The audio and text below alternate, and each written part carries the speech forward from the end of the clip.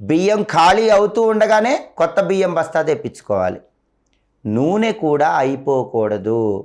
నూనె పూర్తిగా అయిపోయిన తర్వాత ఇంకో నూనె డబ్బా తెచ్చుకోవటం కాకుండా ముందే నూనెను జాగ్రత్తగా సిద్ధం చేసుకోవాలి. కాబట్టి వంటగదిలో ఎట్టి పరిస్థితుల్లో ఉప్పు కానీ, పసుపు కానీ, బియ్యం కానీ, నూనె కానీ ఇవేవి కూడా నిండుకోకుండా జాగ్రత్త పడండి. వీటితో పాటు గోధుమ పిండి కూడా నిండుకోకుండా జాగ్రత్త పడాలి. అలాగే ఒక్కొక్కసారి తెలిసో తెలియకో మన చేతిలో నుంచి కొన్ని వస్తువులు జారి కింద పడిపోతూ ఉంటాయి. దానివల్ల ఇబ్బందికర పరిస్థితులు ఎదురవుతాయి. కొన్ని సంకేతాలను మనం ముందుగానే గ్రహించవచ్చని ప్రామాణిక గ్రంథాల్లో చెప్పడం జరిగింది.